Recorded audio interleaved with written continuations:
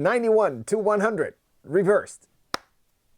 Okay, let's go. Dave Luzapalooza, top 100 games of all time. Dave Luzapalooza, some are great, some just fine. Dave Luzapalooza, here telling you just how it is. It's Matthew Jude.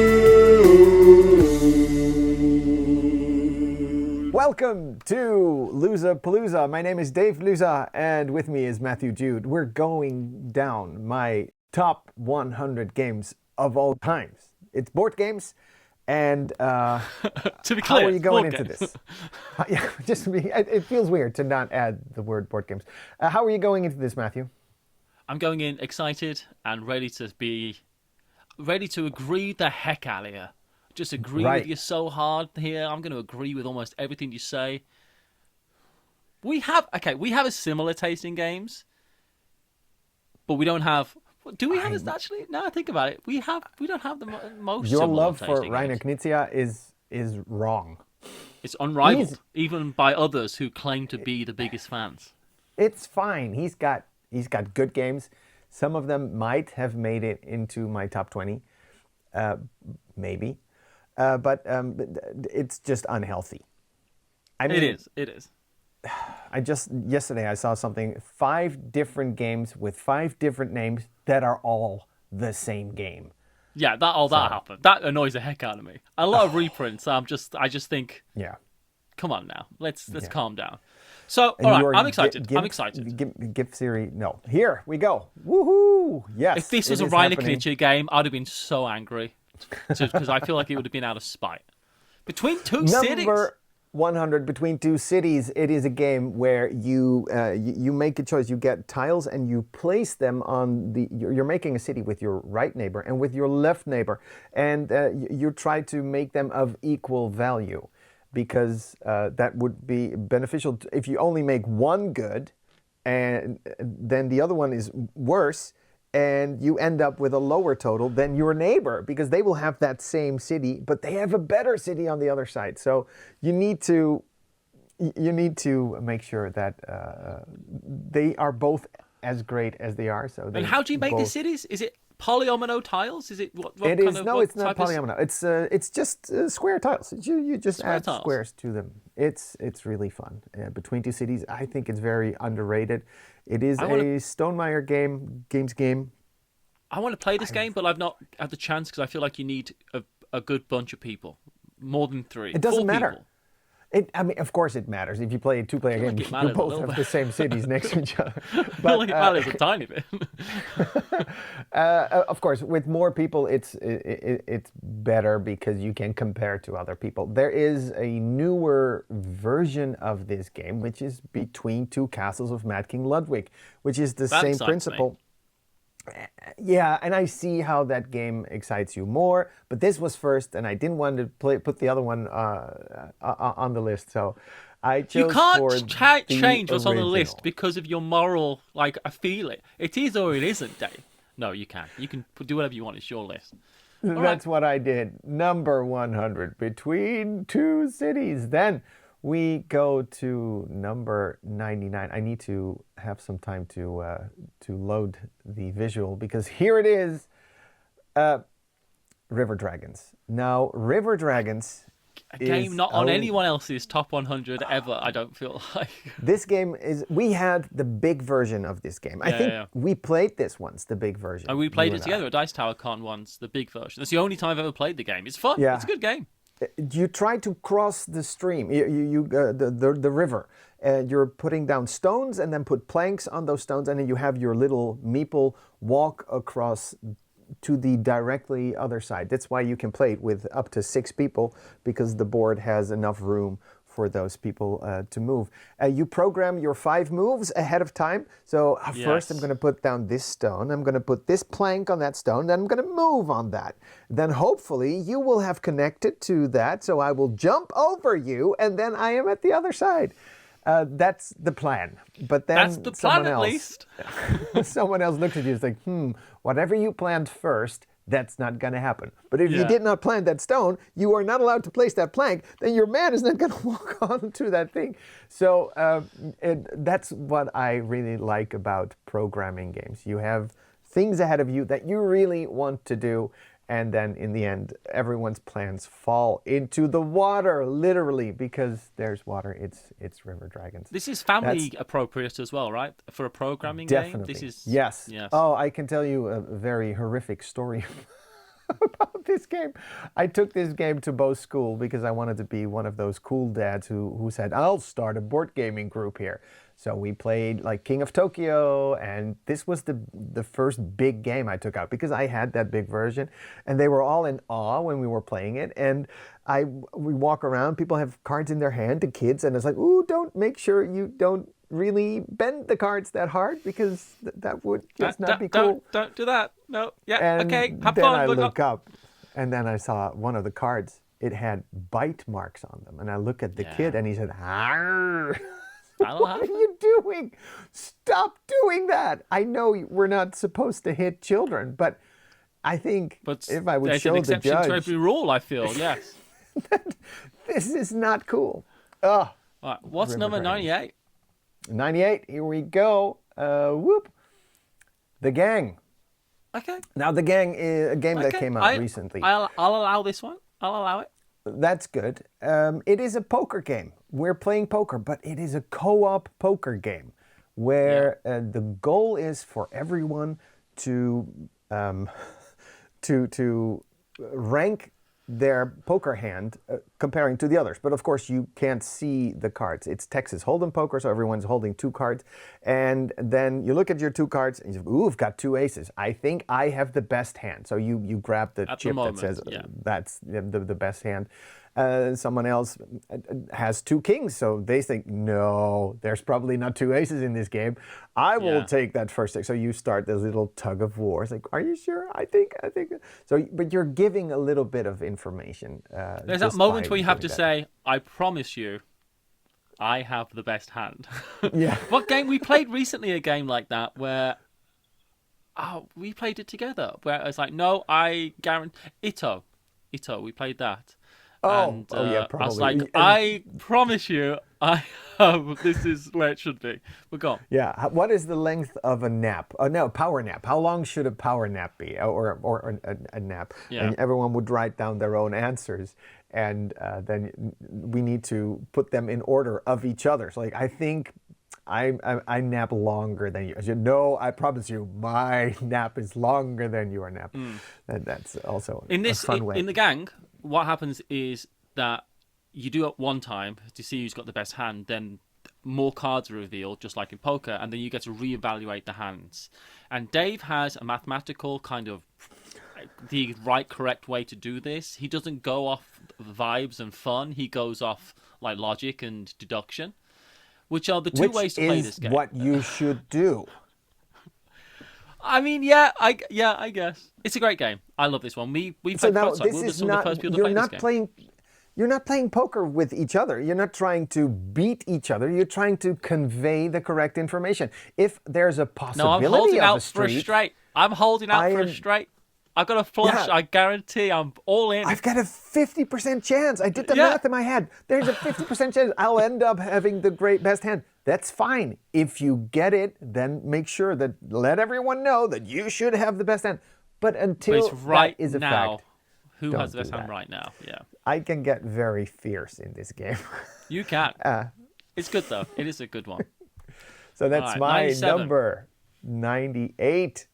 Next up is I have to look for the file before I remember what it was. Captain Flip. Oh, Captain Flip.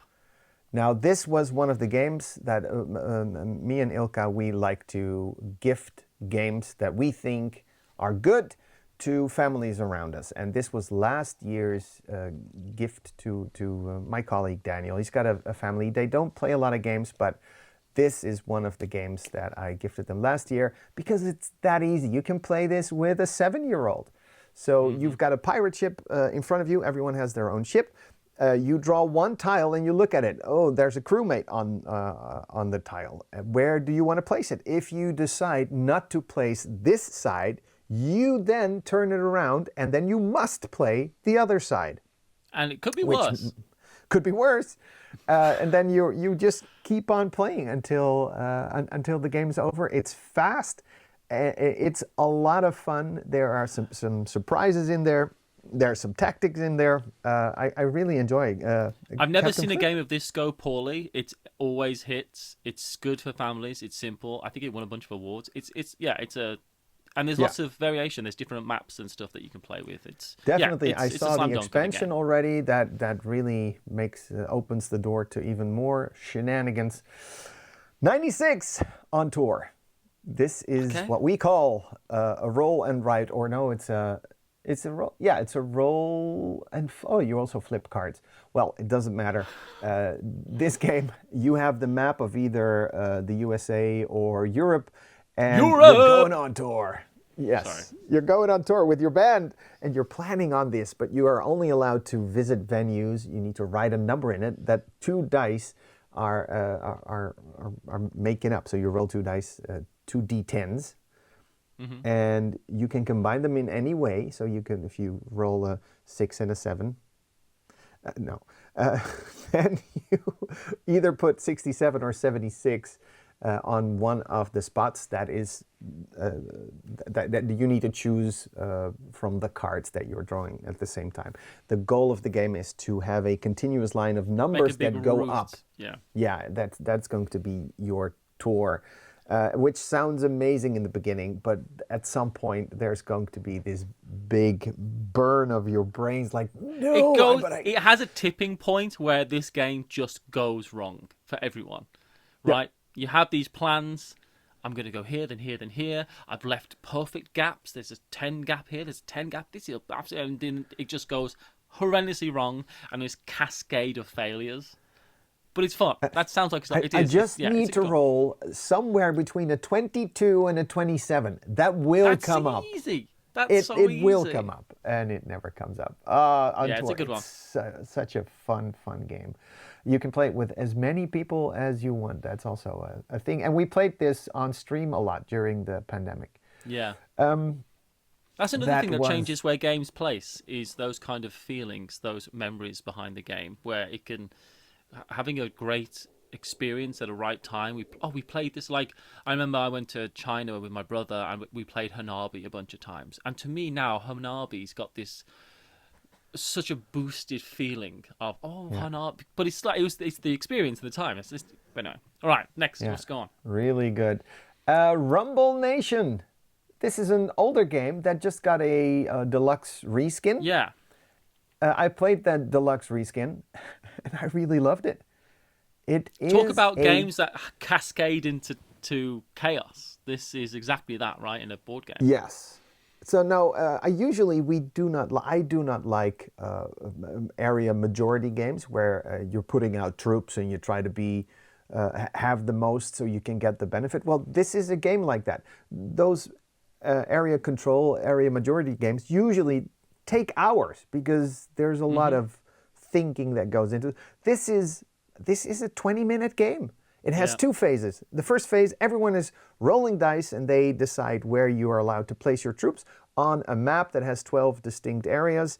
And that's the first part. And then the second part is where all the battle is taking place. So you start with the lowest number. Who has the majority there? Now, what the fun thing is, if you win a low-numbered area, then you are allowed to send out reinforcements to adjacent areas that you already have a presence in there. So if you are able to plan the best, then you have a cascading effect. And then you slowly gain more troops in those higher numbered areas that you were not winning before. And the higher number areas are worth more points, right? Yes. So what I always try to do when I play this is around 8, like the 8, I try to put a bunch of troops in there so that I don't care about the lower scoring ones. But by the 8 area, I want to be winning it so that I can like carry on winning the rest of them. That's always my plan. But it because the numbers are not in a sequence, you Yeah, wind that's up true. your 8 being surrounded by lone numbers. Meaning, Yeah, if that's everyone true. else wins those lone numbers, then they get to reinforce the 8 and you get nothing. That is. I often do get nothing. This is great. It's very quick and fast and furious and chaotic, but it's a lot of fun. Yes, that is Rumble Nation, my 95. So let's go to 94. Here we go. The Guild of Merchant Explorers. Now, this Sounds like game, a very highbrow game. The Guild of Merchant Explorers, Dave? yeah, the name of the game, also the art of the game, does not do justice as It doesn't do the fun justice that to is it at inside all. the Yeah, box. I totally agree. This game maybe should have been a roll and write, or a flip and write, where something Yeah, it flips and. 100%. But they instead chose to Matthew Dunstan. Was it a co-creation? Doesn't really matter. Matthew I think it Dunstan is was, yeah. awesome. Great board game designer, and instead of marking the things, you get to put little cubes on the tiles and discovery tiles, and so you are discovering this map and slowly getting more powers, which is awesome. There are so many cards that you personally, I get amazing powers that I can do over and over again. You build up. You kind of what break can the do in this basic game. rules with the powers where you can place, and you want to. There's certain things you want to do to score, and you want to get to these different areas, get to these towers. There's lots of ways to score, get these gold and stuff. And the game continuously it resets a bunch of times, doesn't it? But then you can start again from if you've managed to reach these different villages. If you've built Yeah. cities or settlements on the map, then you don't have to start at your beginning, but you can. So I've done it you can before where I explore from there. really try to reach something early in the game because it's going to get me lots of points, and then I don't quite get there, and my next round I'm starting from nothing again, and it's like, I'm losing this game now. Yeah, it's fun. It's a lot of fun. It's I wish really the fun. art It has- was more vibrant. I wish it was more, and I wish it the was called colours. the Explorers, the something more than the Guild of Merchants, because it feels like Guild is a boring word. Oh, we're in a guild. I'm not talking about D&D guild or something, or a World of Warcraft guild. I see the benefit in this, but in a game about merchants, we do the bookkeeping together. We have the same. I don't care about that. So that's blend. Then you have merchants. There's no trading in this game. You're not buying or selling anything. There's no reason for. You do kind of get coins, which could be seen as going somewhere and doing a bit of trading, but it's very abstracted. I feels like it should be the pirates of the new sea or something. You know what I mean? And then have a cover art that is like, "Whoa, we're doing this. We're discovering." You can call it anything, but please don't call it the Guild of Merchant Explorers. Yeah, it's a great And game then though. those Great game. colours. Yeah, it's really a great game, and that's why it's on the list. So now we get to 93. Oh boy, we're flying. These are all amazing games. Wavelength party game. It's a game where you're trying to. One person knows a spot on a scale from. I'm going to give it a number, but the game essentially has this cool toy that you can hold in your hand. And there's a scale from 1 to 10, and you get a scale that determines what is 1 to 10. So it's from loser to hero. I don't know. So I need to point to. Yeah, so somewhere you get, between I think, 3 and loser 4 to on a hero, scale. and then you've turned this machine, the Wavelength machine, and it's given you where you need to get. So it's about 40% on the scale towards the loser side. So you got to think, okay, I need someone who is. So Walter Mitty would be the one to pick, right? Because it's like he's kind of a hero, but he's a bit of a loser. He's not like you know what I mean, that kind of thing. I totally understand. Yeah, so that's where I'd go He for just that. zoned out. So puts him. He's definitely a cool character, especially when you watch the movie, The Secret Dave Life of forced me Walter to watch Mitty. the movie. It changed my life. It was so there we go. This is yeah. a board. We're doing top 100 This board games, but game watch that has movie. managed to permeate through to normies, I suppose, non-board gamers. Right? Lots of people play this. I see this to be a game that just people like, but it's fun. It's original.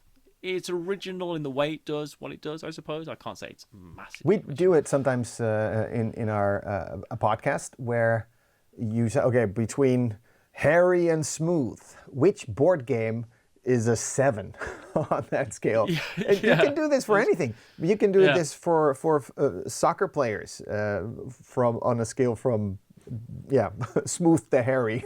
Yeah, you could totally do that. In fact, our game, Smooth to Hairy, will be coming out soon, and it's just that's the only question in the game. It's a good one, though. This is a great party game, and it just works. And you can just dip in and out, and it's quick, and it's fast, and it's fun. And it does exactly and you can house rule it. You don't have to like explain you have too much about it. Stuff. Yeah. So that's 93, 92. Another great game. A game that I really enjoy, Jump Drive. Now, Jump Drive is a toned-down version of Race for the Galaxy. It's a card-based game where you're building your tableau and you're getting points. Now, for whatever reason, me and Ilka stuck to this game, and this was our go-to game for over a year. Wow, we just played this interesting. 2-3 games in a row just to see who would win. You can. It's really a great game, and it's different from That's why you Race play for the all Galaxy, games, Dave, which is, to see who will win. Yeah, that's true. That's the kind of Race point. for the Galaxy is a little bit more. There are 2 phases in there that kind of confuses us. I'd say. Yeah. Where you're producing things and then you're selling things, but you can get. And this game drops 2 of those phases. It's faster. It's cleaner. This is more of a family game where Race for the Galaxy might you get the fun of the hard. system, but in a quicker, easier, more approachable way. And it's a fun system. With I lead, you follow kind of bonuses to go for and stuff. I played this one time, and I would like to play it some more. It is good. I think I played it because you recommended me to play it. So. Probably, yes. We also have the box set up. We love to do that with games that we play a lot. That when you open it up, we just take off the lid. There's a little, ready to go. Yeah, ready to go. Just go shuffle the cards, and we're off. Jump Drive. I wanna play this game right now. And the final game of this episode. Yes. What is it? It's going to be a cliffhanger. No, we can't do cliffhangers. That's just not. Okay. Oh, Treasure Island. This is such a fascinating. Fun game. One person is hiding a treasure on a big map, and all the other players are trying to find that treasure before anyone else does. You do that by playing cards that allow you to do specific actions, like using a compass to circle off a part of the area, and then whoever has hit the treasure needs to check on their smaller version of the map. They have a miniature secret map where they have a scaled version of that circle, and then it's like, the treasure is inside or outside of that map. So you are there's giving lots out of different information. types of questions, right, in this to pinpoint things. It's not I want to play this special because bonuses. It's so good. I want to play this because I do like deduction games more than I think I like deduction games. I think this would be one that I would enjoy, because I always say, I don't like deduction because I've had some bad experiences. I don't like feeling stupid, essentially. I don't like feeling like a big dummy. Yeah. That's not the kind of experience I want, and because I am that, a lot of games make me feel that. So I kind of shy away from it. But yeah, I'm interested in this, and it's Vincent Dutrait art, and it looks lovely. And it looks really lovely. Now, as I'm talking about this, it has been a while since I've played this game, because 100 games, you're not repeating all of these games every year. Then you would hardly have time to play any other games. So I'm now wondering if it's a co-op game, if you're working together to find the treasure. Guess I have to play this again soon. But yeah, Treasure that's Island. the thing. You can go, I love this game, but not play it for 3 years and go, Yeah. I know I love it. I don't. It's like a film. I say, I know I love that film. I can't really remember what happened in the film, but I know I loved it at the time. I try to keep my collection small, which means, yes, do. I do not own all of the games, even games that are on my top 100 of games. I've gotten rid of Treasure Island, just because it's a big box. I love playing it, but we rarely play it during the year. I've seen people who mark all of their boxes at the beginning of the year, and if it still has a mark on it after end, a year, then I said pull it. this has to go. I have not played Scythe in 2 years. I think Good. It has Terrible 4 game. boxes. I think I need to get rid of Scythe. I think everyone should get rid of Scythe. It's garbage. That's just my opinion, people. That's just me. If you love it, then you love it. That's great. I'm happy that you love it. Yeah. Go play. I advise you try Recall. Just saying. That's my opinion. Anyway, that's a wild thing that we don't need to talk about now. But what we do need to talk about now is saying, hey, thank you, Dave, for having me on this. I might be here for the rest of these episodes. In fact, I will be. And if you enjoyed this type of stuff and you want to see more content from that man right there, him, then you can by subscribing, and we'd appreciate the heck out of you. And if you want to hear our voices and just do a strange comedy podcast about board games, then you can do that as well with This Game's Broken, wherever you get your podcasts. I don't know why I'm doing the outro. I think it's because we do a podcast together, and sometimes I just do the outro, so I feel like Dave should be talking, but I'm talking. Dave, anything you want to say? We have a Patreon? Yay! All right, see you next episode, everyone. Let us know what you think below, and we'll see you then. Bye! Bye! Dave Luzapalooza, top 100 games of all time. Dave Luzapalooza, some are great, some just fine. Dave Luzapalooza, here telling you just how it is. It's Matthew, Jude,